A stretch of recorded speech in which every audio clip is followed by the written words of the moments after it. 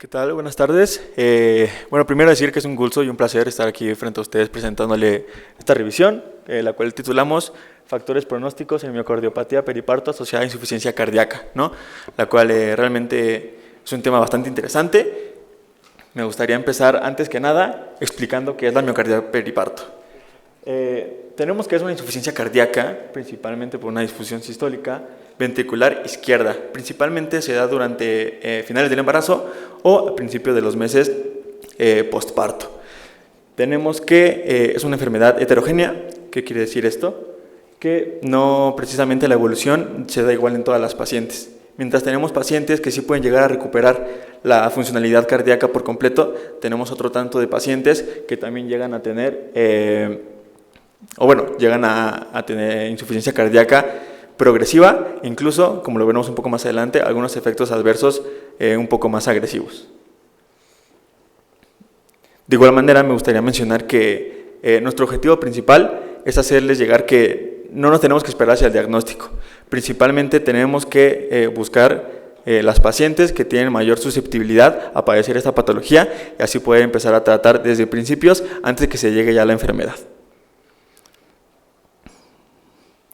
Actualmente, la fisiopatología que tenemos en la miocardiopatía periparto se da por la llamada hipótesis del doble golpe.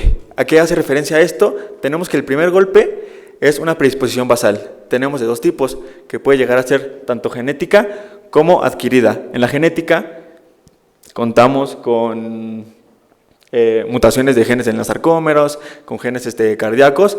De igual manera, se ha visto que hay mayor susceptibilidad en pacientes con descendencia, con afrodescendencia.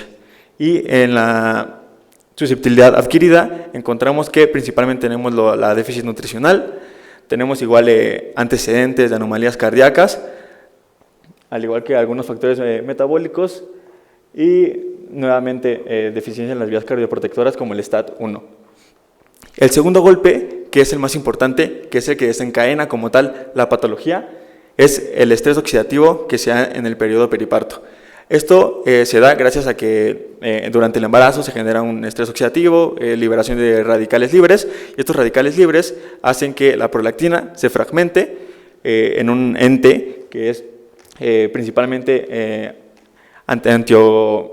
antiangiogénico y proinflamatorio. Esto desencadenando como tal ya lo que es la miocardiopatía periparto. Como predictores principales tenemos que el predictor, tenemos imágenes ecocardiográficas, ¿no? Actualmente esto tiene una relevancia clínica porque el grado del daño inicial es el que suele determinar la evolución posterior. Si hay mayor compromiso cardiogénico al inicio de la enfermedad, esto dará una menor probabilidad de recuperación. Además de esto, sabemos que el ventrículo derecho, que normalmente en las patologías cardíacas es el que se suele olvidar, también tiene un factor pronóstico independiente, generándolo o llevándonos incluso más a lo que es la mortalidad y también a lo que son eventos tromboembólicos. Esto nos da indicio precisamente a iniciar con lo que son los pilares de la estratificación pronóstica. Como principal tenemos lo que es el ecocardiograma.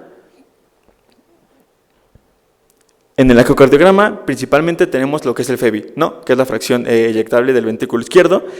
Precisamente está ya una FEBI severamente reducida, entre aproximadamente el 25 a 35%, ya es lo que nos da la miocardiopatía periparto, recordando que normalmente la FEBI rota entre un 50 y 70%. Esto nos da una menor recuperación ventricular y un mayor riesgo de eventos adversos. Sin embargo, este no es el único parámetro que nos puede ayudar a definir lo que es la miocardiopatía. Más recientemente encontramos lo que es el strain miocárdico, que el strain es como tal la capacidad de la distensión de este corazón. Un strain miocárdico alterado nos quiere decir que el corazón ya no tiende a tener esta elastancia, ¿no? Nos genera una como resistencia hacia los vasos. Y particularmente encontramos lo que es el longitudinal strain y el global circumferential strain, que nos habla básicamente del acortamiento tanto longitudinal como circunferencial y por ende una mayor contractibilidad del corazón.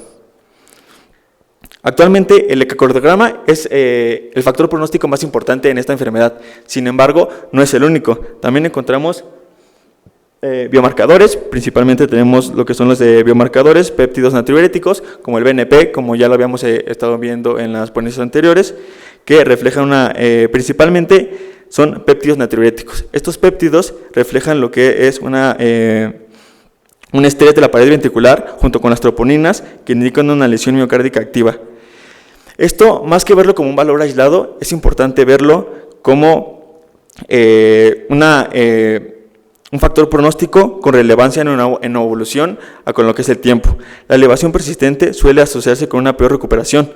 En términos prácticos, los biomarcadores junto con el ecocardiograma nos tiene ya prácticamente el parámetro para poder diagnosticar lo que es la cardiopatía. Nuevamente, y también básicamente importante, tenemos lo que son los factores clínicos. Clínicamente, esta enfermedad se puede parecer a cualquier otra insuficiencia cardíaca, con disnea, ortopnea, incluso podemos tener edema, taquicardia o alguna congestión pulmonar.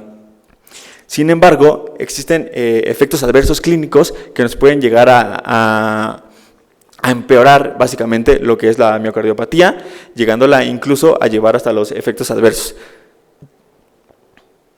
Tenemos principalmente lo que es la preeclampsia, que se relaciona con una menor recuperación ventricular. Encontramos también con la edad materna avanzada, que se asocia, como lo podemos observar, en una disminución fisiológica de la reserva cardiovascular, llevándonos también a eventos cardiogénicos posteriores. Tenemos una multiparidad, que una multiparidad incrementa el estrés hemodinámico, nuevamente poniendo a lo que son a las pacientes en lo que es el estrés oxidativo, en los radicales libres y en lo que habíamos mencionado con la fragmentación de la prolactina. Y otro factor importante clínico que nos puede llegar a desarrollar aún más hacia los efectos adversos es lo que es la obesidad, con un estado súper proinflamatorio que aumenta la carga metabólica basal, promoviendo un estado, como podemos observar, proinflamatorio y acelera la progresión de lo que es esta misma enfermedad. Estos factores pronósticos son los más importantes, recalcando lo que es el FEBI, una FEBI disminuida, como ya lo habíamos mencionado, del 25 alrededor del 35%, para predisponer ya a lo que es tratar como tal la miocardiopatía. El tratamiento empieza como alguna insuficiencia cardíaca, siempre adaptándolo, claro, al contexto de cada paciente, ¿no? Después del embarazo sabemos que es importante utilizar inhibidores del sistema renina-angiotensina, beta-bloqueadores y tratamientos de la congestión. Sin embargo, debemos recordar que los IECA y los ARA están totalmente contraindicados durante el embarazo, ya que son teratogénicos y también nos pueden llevar a lo que son pues mayores efectos adversos. Algo que a mí me llamó la atención justo cuando estábamos en medio de la revisión es una terapia particularmente interesante, lo que es la bromocriptina. Esta bromocriptina afecta principalmente a la fisiopatología principal de lo que es la miocardiopatía, dañando o inhibiendo más específicamente lo que es la prolactina, ¿no? Inhibiendo que esta prolactina fragmentada se llegue a activar, haciendo lo que son los factores tanto proinflamatorios como angioténicos. La evidencia sugiere que realmente es clave el pronóstico y la enfermedad como tal sí puede llegar a modificarse. Un diagnóstico temprano acompañado de un tratamiento oportuno aumenta la probabilidad de la recuperación y de reducir complicaciones. Sin embargo, como efectos adversos que tenemos, pueden llegar a ser lo que es la mortalidad asociada a la disfunción ventricular, necesidades de soporte de circulación, trasplantes cardíacos o incluso eventos tromboembólicos. Aquí es donde la mayoría de los pacientes se da lo que explicábamos ya como que es la enfermedad heterogénica, ¿no? Que tenemos la mitad de los pacientes que llegan a recuperar completamente la función cardiovascular, sin embargo, estos efectos adversos se suscitan en lo que son la otra mitad de las pacientes, ¿no? La que llegan a desarrollar insuficiencia cardíaca crónica, así como los efectos adversos que les acabo de mencionar. Aquí, en el hecho de la investigación, se nos dio una pregunta importante. ¿Cómo llegamos a identificar desde el inicio a una paciente con mayores riesgos, con mayor riesgo de llegar a los efectos adversos? Precisamente, aquí tenemos lo que es una integración pronóstica, tenemos hallazgos que parecen un perfil clínico de alto riesgo relativamente consistente. Tenemos, como ya lo habíamos mencionado, pacientes con una FEBI menor al 30%, ventrículos dilatados, Tenemos el estrés alterado, los biomarcadores persistentemente elevados y un compromiso del ventrículo derecho. Estas pacientes llegan a presentar una menor probabilidad de recuperación.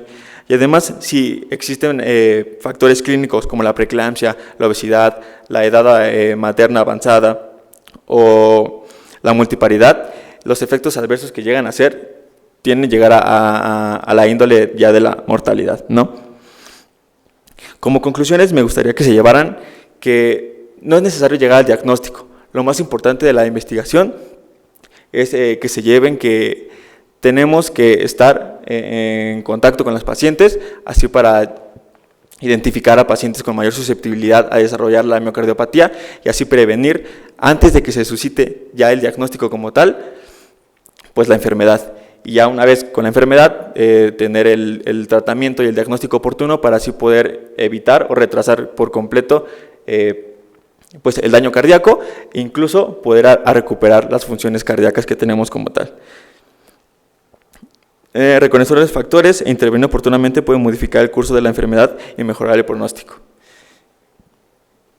Y estas serían igual mis referencias por si las quieren llegar a realizar, y también agradecerle a mis compañeros que están el día de hoy presentes, principalmente a mi compañera Karen Yaed, que me ayudó a investigar todo esto, y a la Facultad de Medicina pues por permitirnos estar aquí, ¿no?, junto con el Congreso y el Hospital Ángeles.